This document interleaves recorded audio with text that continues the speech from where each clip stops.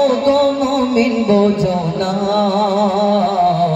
এই দুনিয়া ক্ষণস্থায়ী চিরদিনের না, এই দুনিয়া ক্ষণস্থায়ী চিরদিনের না। এই দুনিয়া আপনি এসে মনে করছেন অনেক টাকা হয়ে গেছে, অনেক কিছু করে ফেলেছি, বিশাল ব্যাপার, কিন্তু না। যেমন সমুদ্রেতে কত পানি আছে বলুন, আর এই দুনিয়াটা ওই আর এক ফোঁটা পানি একদিকে যদি রাখা হয় আর সমুদ্রটা যদি একদিকে রাখা হয় তাহলে কেমন লাগবে? এক ফোঁটা পানি দেখাও যাবে না। তেমন এই দুনিয়াটা এক ফোঁটা পানির মতো, আর কালকে আমাদের ময়দান কবর থেকে শুরু করে সেটা হলো সমুদ্র, সেইখানে আমাদের গিয়ে সাঁতার কাটতে হবে। এই এক ফোঁটা পানিতে তোমার কি চিন্তা ভাবনা করো? কবি ছন্দের মাধ্যমে লিখছে, দেখুন, দুনিয়াটা ভাবো এক ফোঁটা, দুনিয়াটা ভাবো এক ফোঁটা, ভাবো এক ফোঁটা পানির মতো, পানি ওই যত চিরস্থায়ী কঠিন সময়ে, চিরস্থায়ী কঠিন সময়ে করো চিন্তা ভাবনা,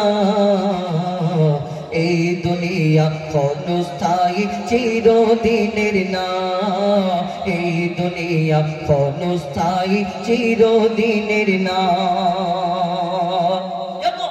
এই দুনিয়াতে আমি হুজাইফা, আমাকে হাজার হাজার লক্ষ লক্ষ মানুষ চেনে। আমি যদি মনে করি কবরে যাব, ফারিস্তারাও চিনবে, ফারিস্তারা বলবো তুমি হুজাইফা না, কাল কবরে ওই তুমি কাল দুনিয়াতে খুব জোর গজল গাইতে, এরকম হবে না।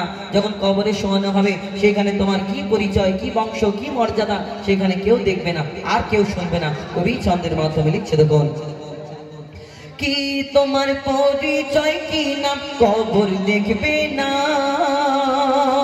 তুমি কোন বংশের মহাপুরুষ কবর শুনবে না, কবর শুনবে না।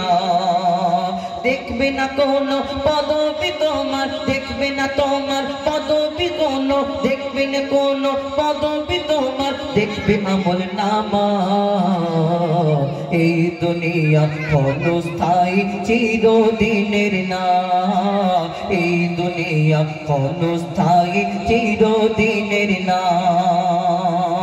শেষ কথা কবির মনের ফারিয়া লিখছে, দেখুন, আয়েশ আরামে কাটাই আমি কত রাত্রি দিন, বিছানা হবে আমার কাদা মাটির ওই জমিন, মাটির ওই জমিন।